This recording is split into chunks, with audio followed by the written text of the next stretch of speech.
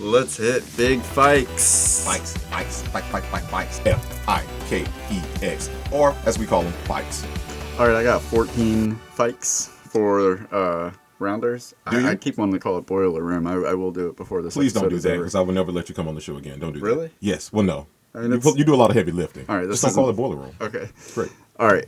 14. Number 14, Book Smart. Early on, Mike is seen taking money out of a poker book called Super System. This book was written by real-life poker legend Doyle Brunson. I know that. Okay, that's why I was looking at you. I was hoping for you to... Well, I was actually hoping you would grab my book that I bought, because that's one of the books also that they show in the film quickly there. If you could show it to them. Dan Harrington? Yes. Bill... Jesus Christ, give me this. All right. All right, yeah. All right. I don't know shit about them. All right, just like the Bible. I don't have any notes about them. I have Great. Doyle Brunson.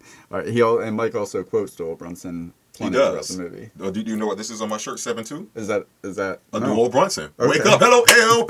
Go. A Doyle Brunson. What is a Doyle Brunson? 7-2, because basically my shirt says I don't even fold my laundry, meaning with any two cards you can win anything. It's about your attitude, your perception, your mental Okay, aspect. yeah, not folding. Was that like a famous pair that he Well, had no, or so you didn't know that. What happens is, like, pocket aces are called pocket rockets, kings are called cowboys. Certain card combinations have names, and the 7-2 is a Doyle Brunson. Okay. Okay. I mean, why I'm are you just looking at me trying like to- I don't know what I'm saying? I've lost enough money. The shit is going over my head. I'm just trying to catch up to it. Don't shit on me and tell me a shit. Number 13, written in. Writers David Levian and Brian Kopelman both have cameos in the film. You could spot them in the Atlantic City poker scene as two players used to illustrate giveaway tells. Right, and speaking of the tells, we'll speak about that later. But again, not only them, Daniel Negreanu was in the film. They have, of course, had Johnny Chan in the film. So they really played homage. And Johnny Chan, is that the guy that was wearing the glasses? Mm-mm. Okay, see. Yeah. It's Johnny Tran. No, it's Johnny Chan. I'm messing with you. That was him. Yeah, that's the guy that on the video we were looking at when they reference him twice. Because remember, Mike plays back out him later on in the film, but it's almost, so that's what connects the dots. Mm-hmm. That's the callback. In the beginning of the film, he's studying him. It's on a VHS tape. Like, he's seen this tape a million times, but then the callback is later. He's in Atlantic City one night. He runs into him. It's like, oh, shit. I don't have the money to play with him, but I got the mental wherewithal. Okay. Okay. Number 12, Barely History. Right before a worm is released from jail, he shaves his goatee off. This is the same goatee he sported in American History X. You might also notice that his hair is shorter in this scene than the rest of the film. This is because Norton's hair was still growing back from shaving it completely bald for his neo-Nazi role. Yes, and as we talked about before, the only difference was this time he came out of prison in American History X completely a different person. He came out of prison in Rounders completely a worse person. Yeah.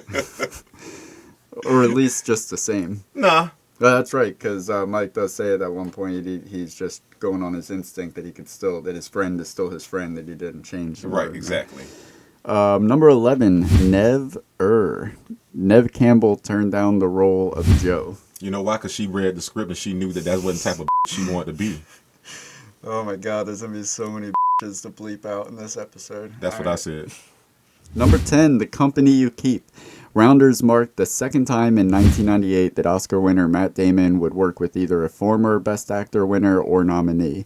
Damon co-starred with two-time winner Tom Hanks in Saving Private Ryan, and of course Edward Norton, who was nominated for his role in Primal Fear, as well as American History X, which was completed a year before production began on Rounders, but was not released until after Rounders in 1998. They took a real big chance with casting both of these gentlemen because of the fact that when you think about the people who've worked with Edward Norton and the people who've worked with Matt Damon and how they both are perceived in the acting community, the fact that you're able to get them to come together on the screen and then make us believe that they were actual best friends, it speaks to their caliber of acting, the actors that they are. Mm-hmm.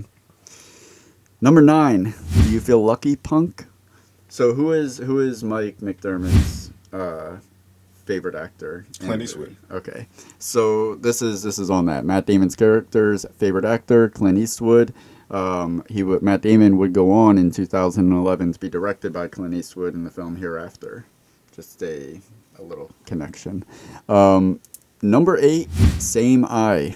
Rounders was in production in December 1997 when Good Will Hunting was released. Both films star Matt Damon and were shot by cinematographer, I'm going to this up, Jean-Vez Esquivel. I like it. Does that look right? Did it? Yep. All right, we'll go with it. J-Y-E. Let's say that. J-Y-E. Number 7, Norton Here's a Who. John Turturro's character references a famous boxer named Norton, coincidentally, of course, the same last name as one of the lead actors in the movie. I love that because he did just get busted up, and he tells him that in the bathhouse scenes when he comes out, like he just went 3 rounds with Norton. Man, you do know this movie well. A little bit. All right, number 6, Marvelous. Edward Norton and Famke Janssen would go on to appear in Marvelous films. Marvelous. See what I did? Definitely not Marvelous. No Marvel here. Although, go ahead. Edward Norton and Famke Janssen would go on to appear in Marvel films later in their careers. Norton portraying the Incredible Hulk a decade following Rounders, and Famke Janssen appearing in the X-Men trilogy as well as Wolverine in 2013. They are no longer with the Marvel Cinematic franchise. I'm going to throw that out there. Spoiler alert. I know that you said that Mike is based on a real-life person. No, Mike McDermott's character, they say it's based off several different characters. I got one of them. Who? Based on the Howard Stern show. If we could trust the Howard Stern show. Number 5, The Norm. According to a Howard Stern interview, the film is partially based on actor, comedian, professional Burt Reynolds impersonator Norm Macdonald. That lets you know he's an avid strategic wagerer, not gambler. Yeah, it fits, definitely, for his character.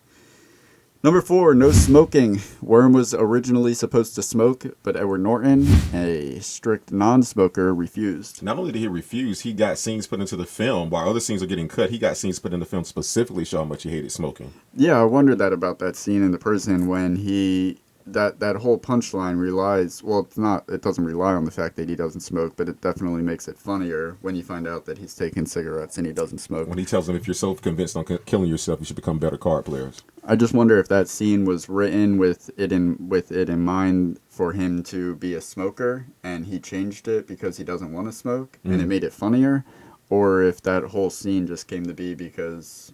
I think it came to be because of him, even from the punch-out shot with the trash can and that punch-in shot with the trash can and everything. That's actually a good segue to number 3, Loose Worm. Edward Norton improvised a number of Worm's lines, including, "She crossed her legs too fast," which is a quote from 1974's Chinatown, and we'll talk about Chinatown in just a little bit when we discuss the terrible people that brought us terrific films. Awesome. We will definitely be getting to that. And when he referencing crossing her legs, that was actually after he got beat up by someone named Grandma. So, you might want to tell, who crossed their legs too quick. I don't know. Yeah. Number 2, Lines Blurred. In 1998, Matt Damon and Edward Norton played the $10,000 buy-in Texas Hold'em Championship at the World Series of Poker in Las Vegas. Damon was knocked out during the first of the 4-day tournament by former world champion and poker legend Doyle Brunson. How weird is that? Yeah. He even in real life, he doesn't know when to walk away. But that's your opinion. That's not mine. And I will get to that. I will elaborate on that opinion when we talk about what we would have changed about this movie. Okay. Number 1, Another Round. A sequel to the hit film has been in talks for quite some time. There's even an IMDb page created for Rounders 2 under the project title, The Audition Basics in Power. But who knows? In 2018, when talks of a sequel came up during the film's 10-year anniversary, Matt Damon denied the possibility, saying there wasn't a market for a film like Rounders 2. Side note, although these comments were made 1 year after Damon made Downsizing, so let's not pour our trust into him regarding what the market is thirsty for. Damon doesn't even seem to follow his own words. In 2016, he teased about talking to writers Kopelman and Levien, saying they had a great idea for a sequel. Fast forward to just last year, in September 2019, the topic came up again when poker pro Daniel Negreanu, thank you very much, you got it, tweeted, "I need Rounders 2. We all need it," tagging writer Brian Kopelman, who responded, "It's never too late." However, Kopelman previously conceded that he and co-writer David Levien don't control the rights to the film, and I don't think Weinstein is in the position to make that call at the moment. So who knows? Take all that and make your best judgment call whether or not you should be excited for Rounders 2, but I would not bet on it. I see what you did there, and I don't want to... I'm not going to fold my opinion. I'm going to let you know I don't want to see a Rounders 2. Sometimes I'm we've talked about how much we love film, and I'm a firm believer in the classics. Sometimes classics should just be that, and sometimes stories should be left up to interpretation. I don't want to know. That's what makes our argument that we're going to have later so great. We both feel separately about him going to the World Series of Poker at the end, but we don't. If they come back and tell us what happened, now either you're right or I'm right. We're both wrong. It's like, no, let's let the conversation go. I mean, when you used to read books, all books don't have sequels to them. Let your imagination flutter sometime. I don't want to see a sequel. I don't. Yeah, yeah. All right, and guess what, guys? Those were big Thanks. There you go.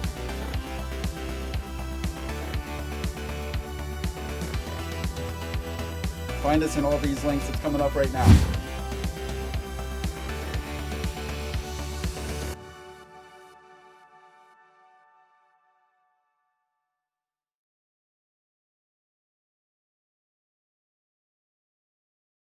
That's the trailer.